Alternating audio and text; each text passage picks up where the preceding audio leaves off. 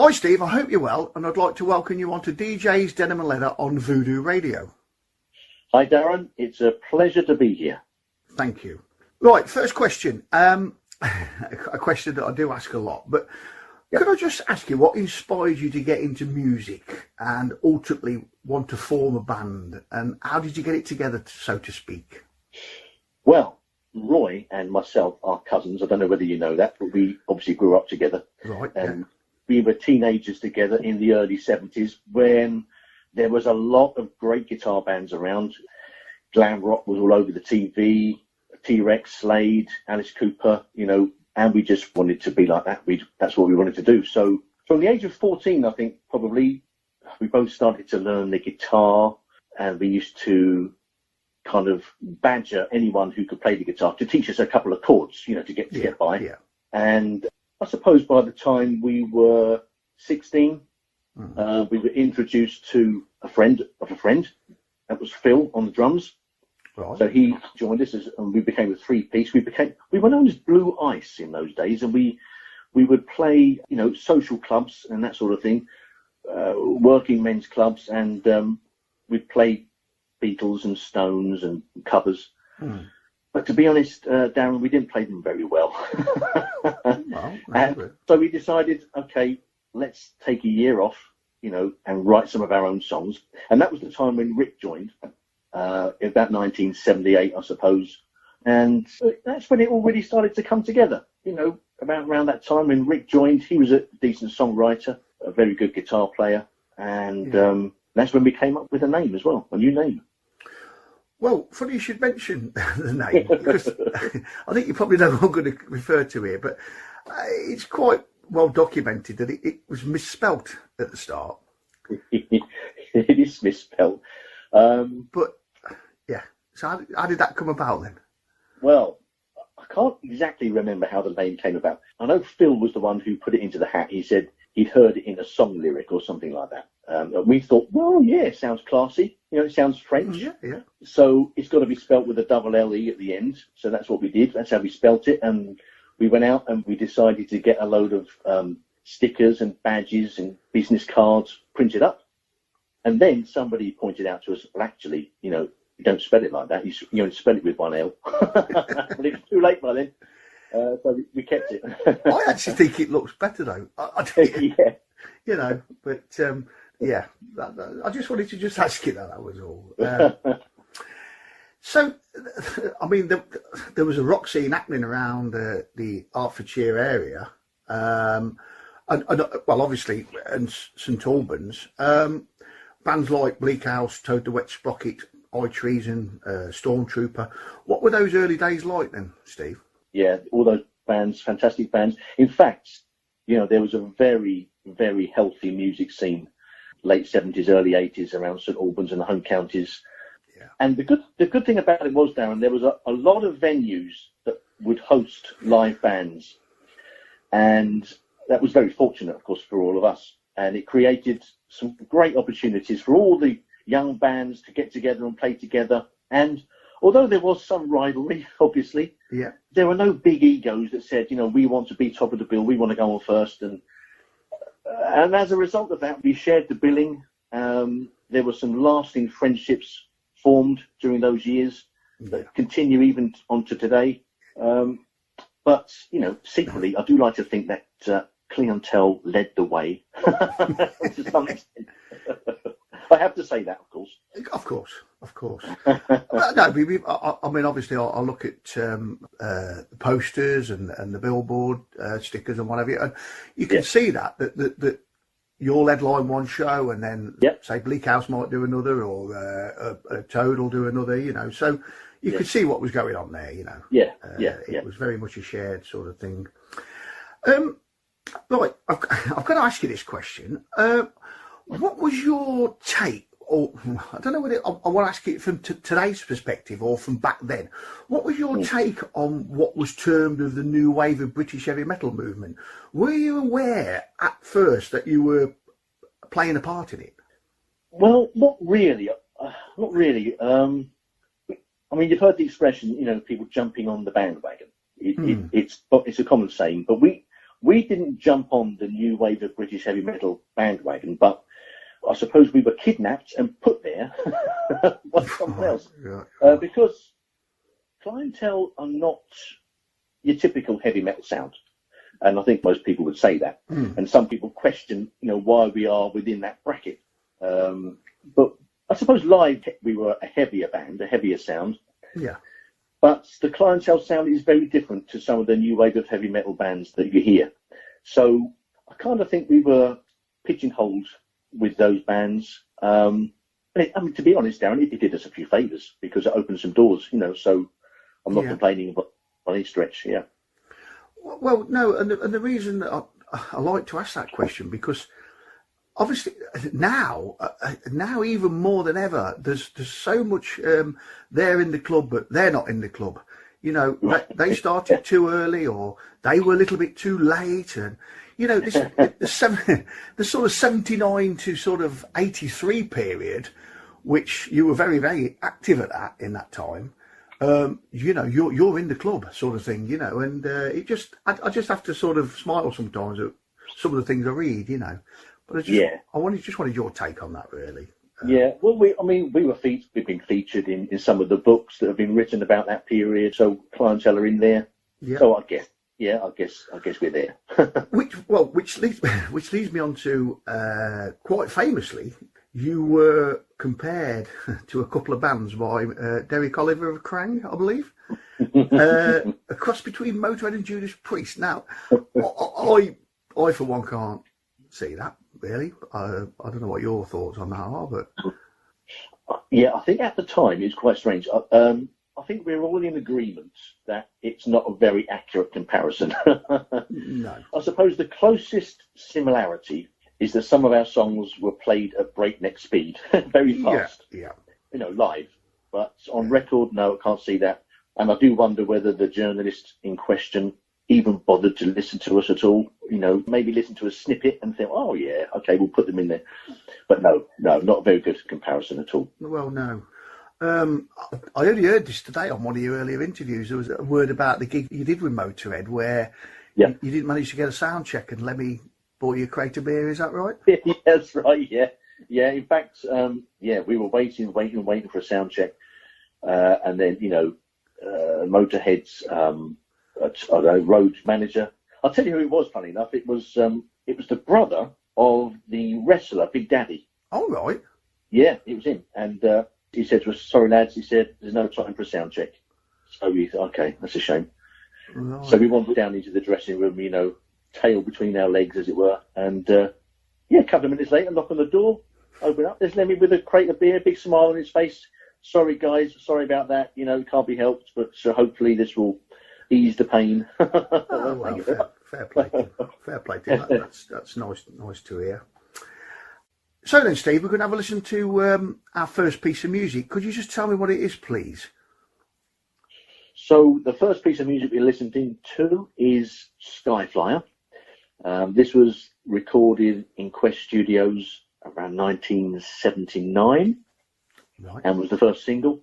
It became a bit of an anthem for the band, really. We used to close many gigs with this song. We'd have people singing along, people jumping up on stage, joining in. It was a great crowd pleaser, great sing-along.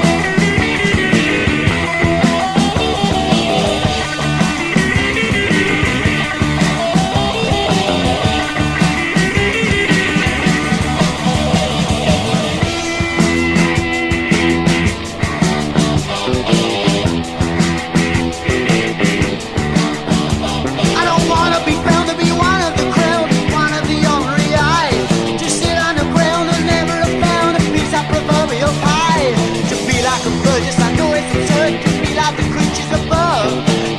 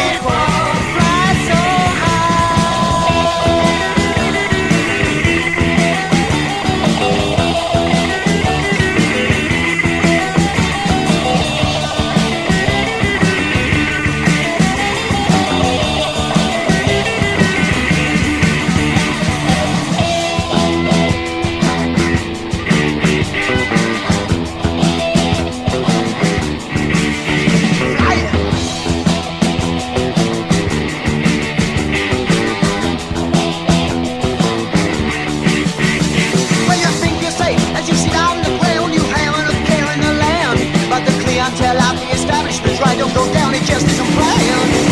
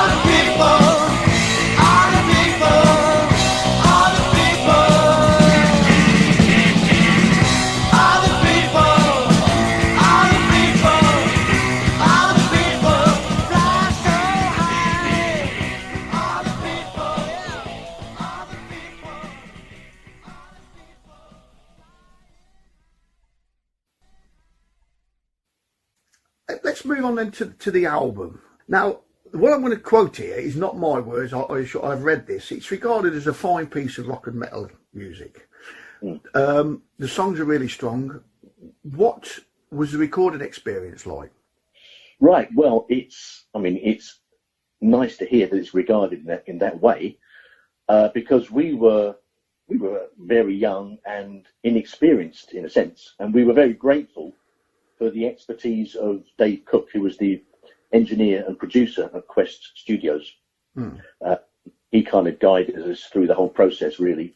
But I think the very fact that we were playing a lot live, we were playing a lot of live gigs. So we were really tight when we recorded the album, and it didn't take very long for us to put the tracks down onto the tape. In fact, I still have a recording of us sitting at the mixing desk at Quest Studios, listening to the playback, listening to Rick laying down some of his vocal parts and guitar parts.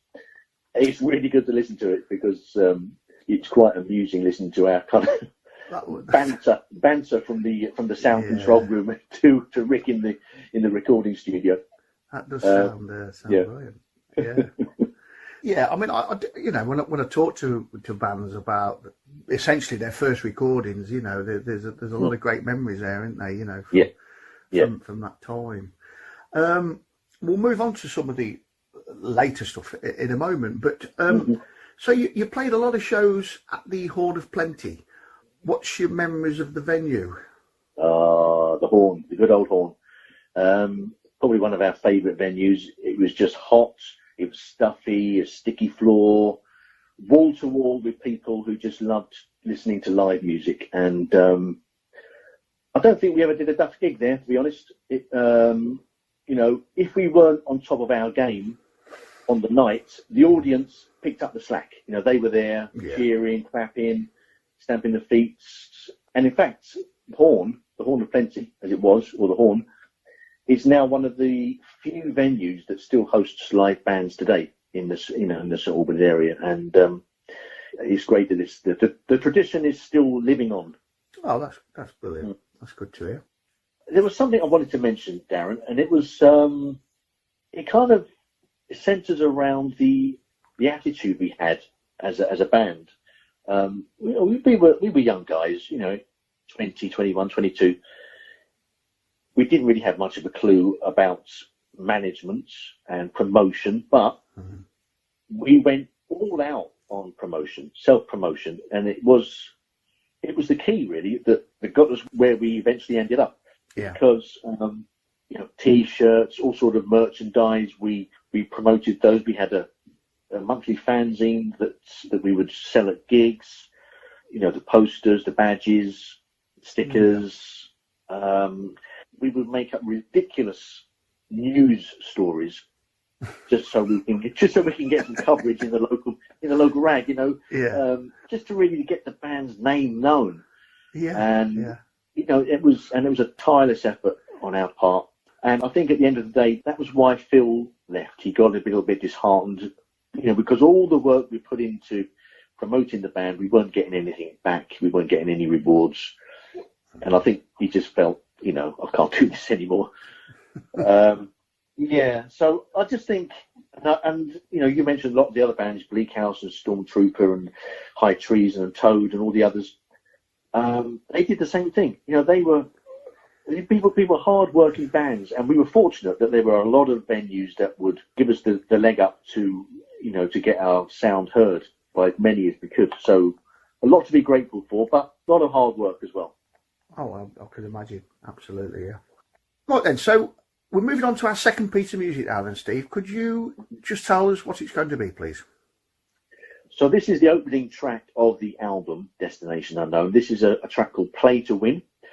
When we recorded this in 1981, it was quite a new song. So we were quite excited about it. It was fresh. We played it a lot. We practiced it. It was tight. I love this song. I love the guitar break in the song. It just chugs along nicely. A good opener.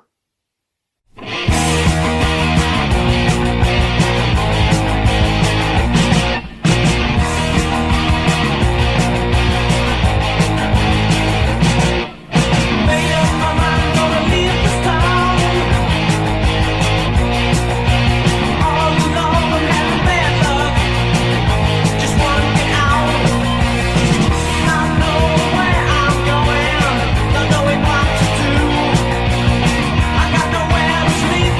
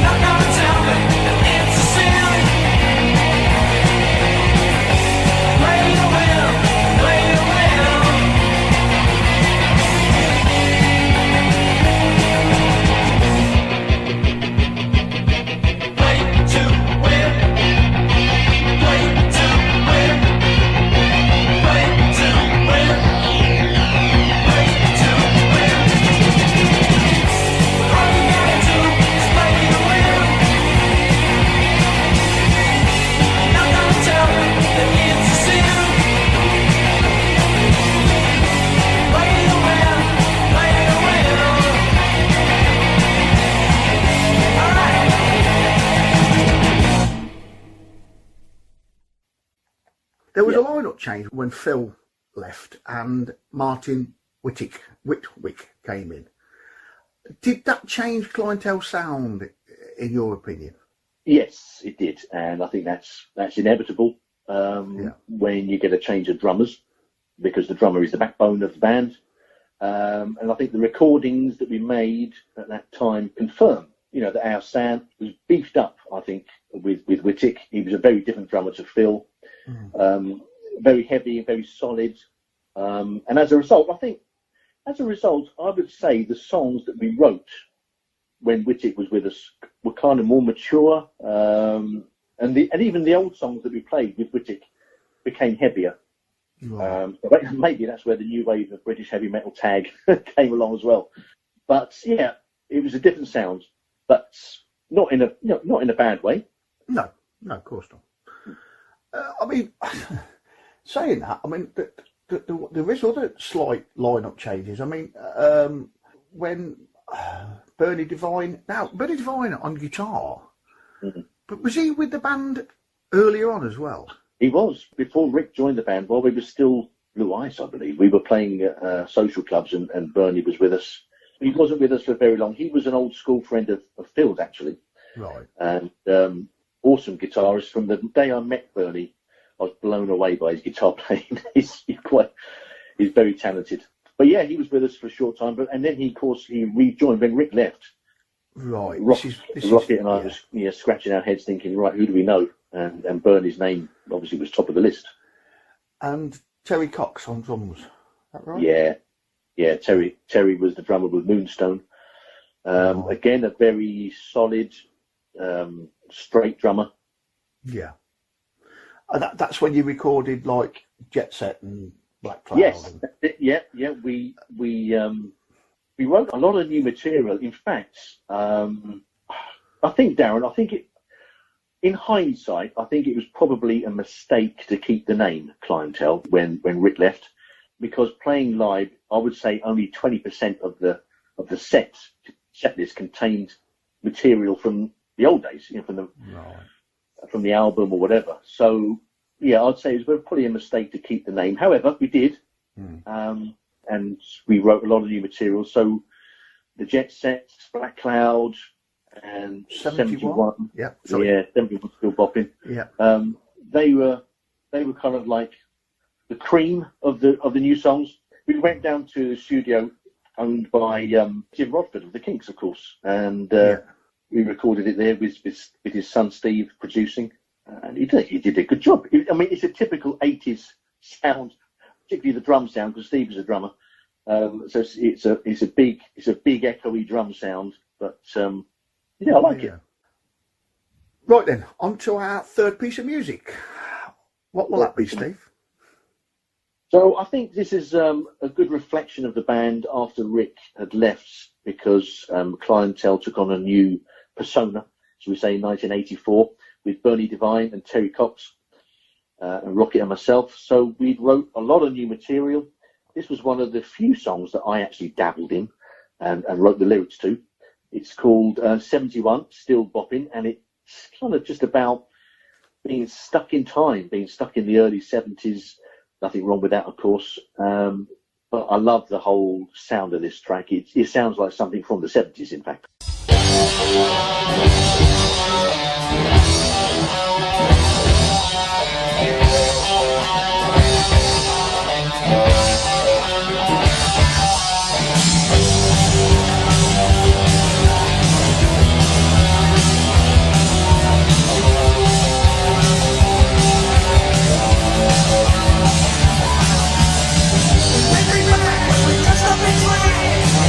Everything we did was so fun.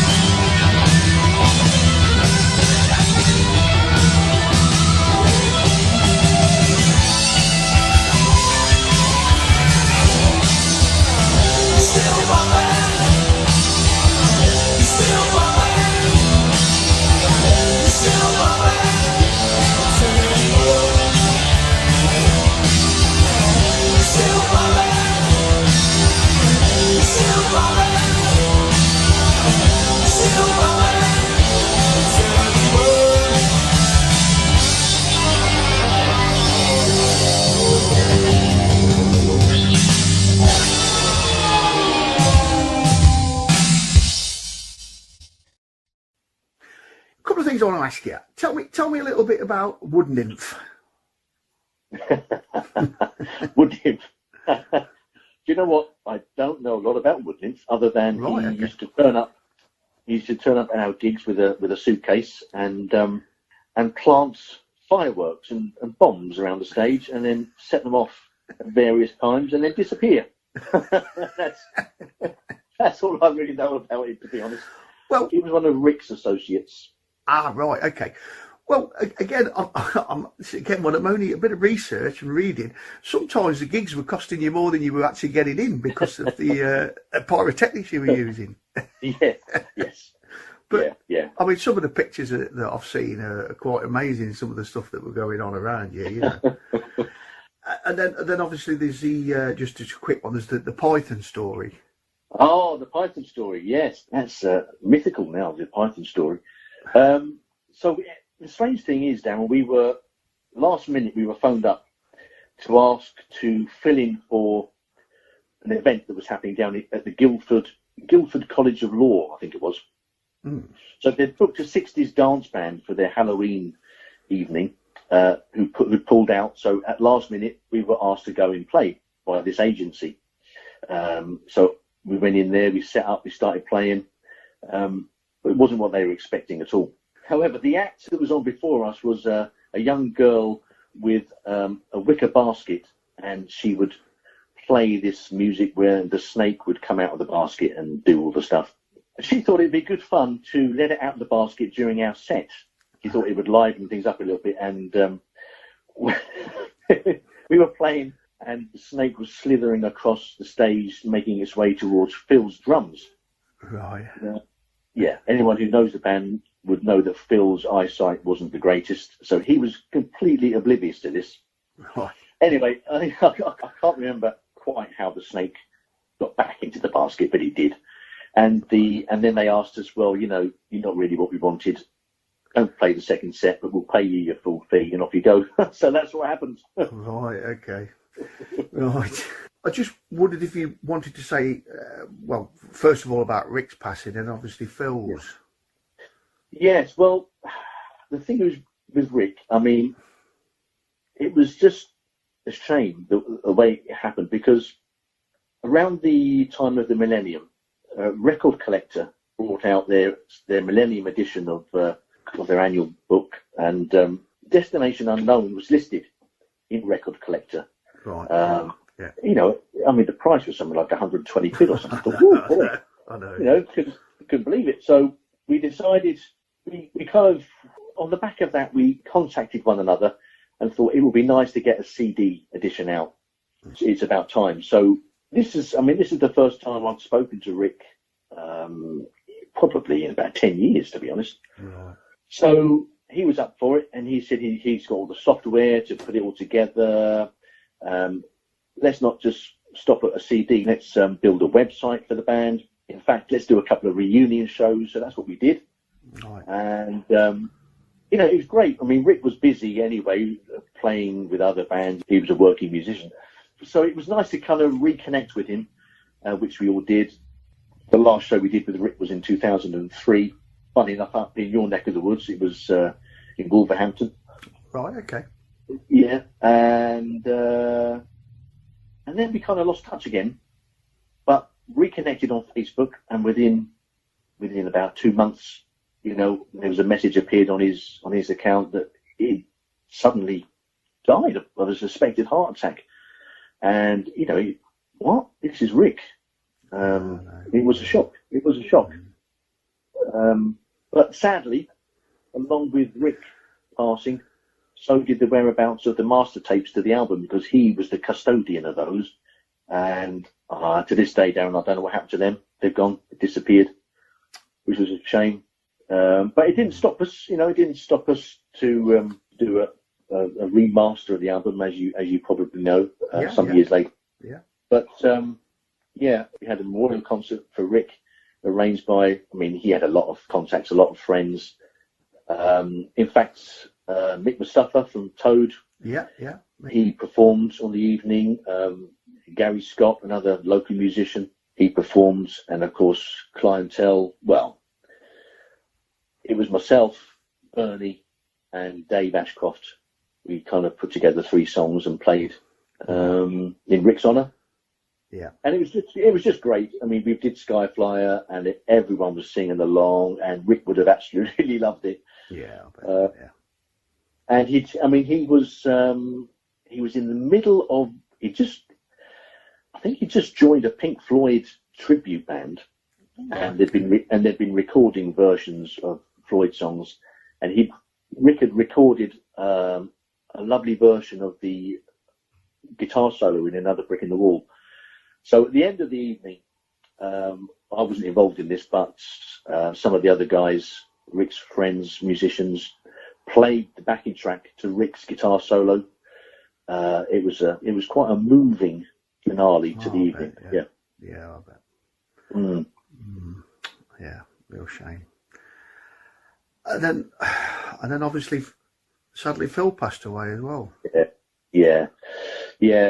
Sadly, Phil he'd been unwell for some time, Darren, and in typical Phil style, he was a fighter to the end, and he was fighting it, but I got a call one evening, and he broke the news to me that he's only got a couple of weeks, and we had quite an emotional discussion on the telephone.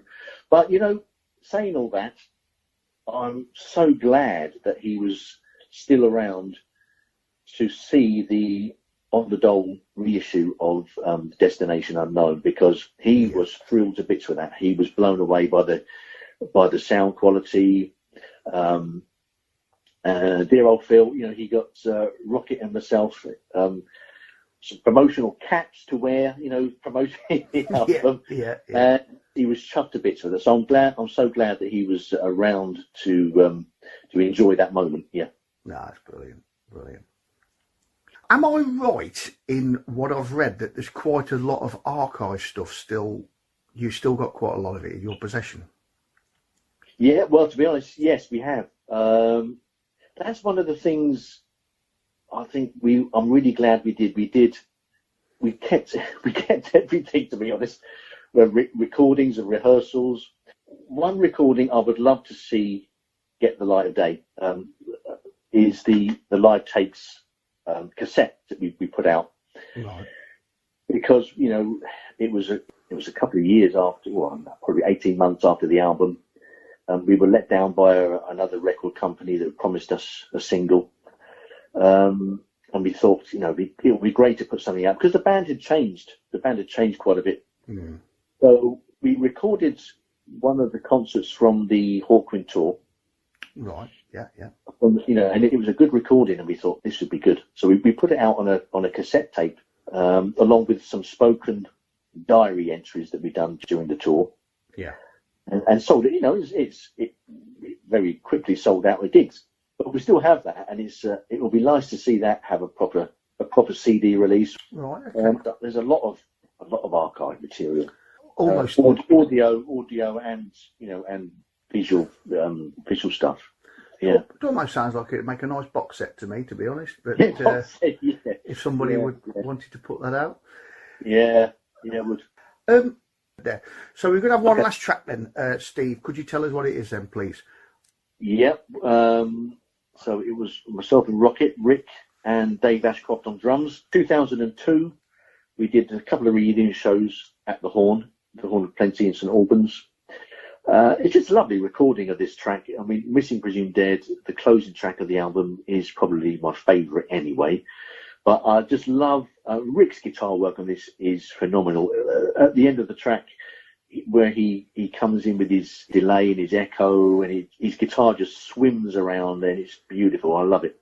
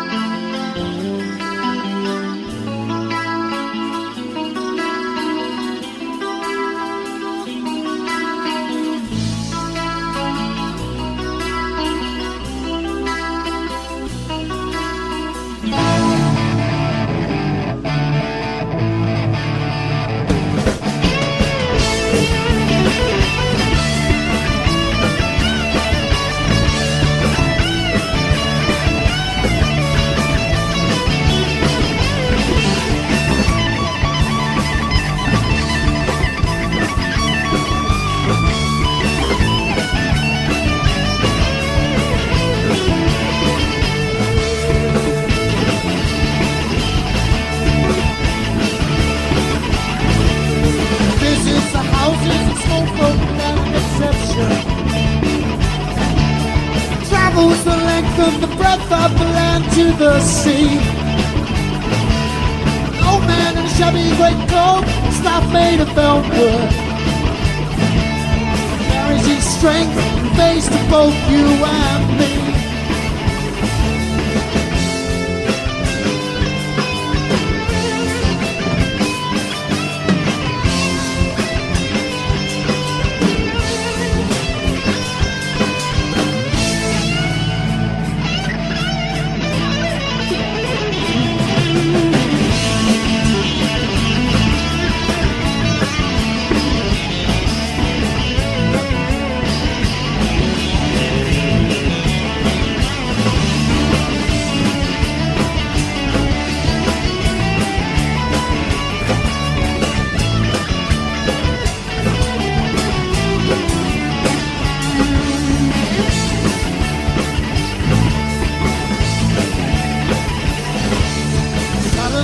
A black cloud came over the shore.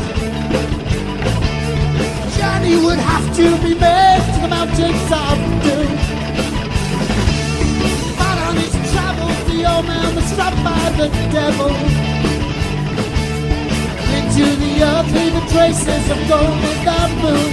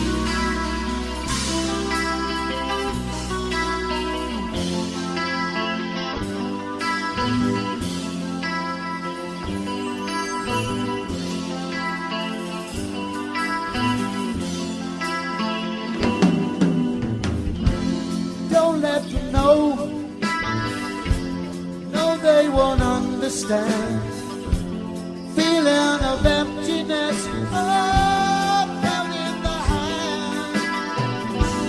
No, they won't listen. Writings on the wall, ring is now burning, holding your soul. No, there isn't any fear up there at all.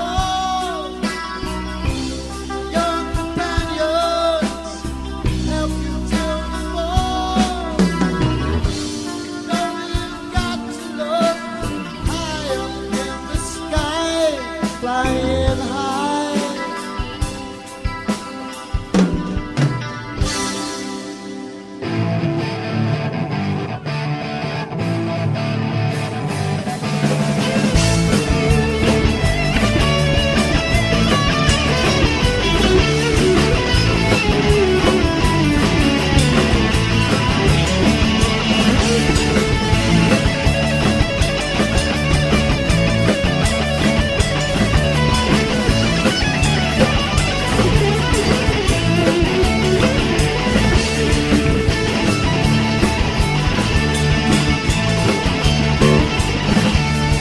Suddenly he was back on top of a charger. Number 2 white shine on the tops of the players. Once I returned, defeated the powers of evil. Courage and strength never be tested again.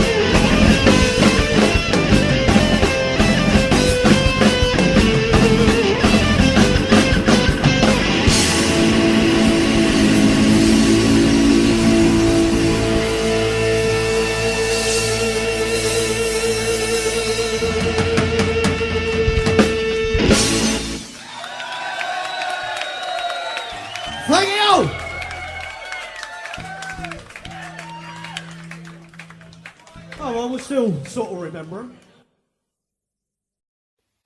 One question that I always ask at the end of an interview, have you any messages out there for the fans? Oh, you caught me on the hop now. Message for the fans. Well, we know the fans are still out there because they follow, and many of them follow us on Facebook and on YouTube. Yeah. And a lot of them talk about the good old days, how much it was all part of their growing up, with the band. And what I'm pleased about, Darren, is that as a band, we were really close to the fans, not just at the gigs, but socially as well.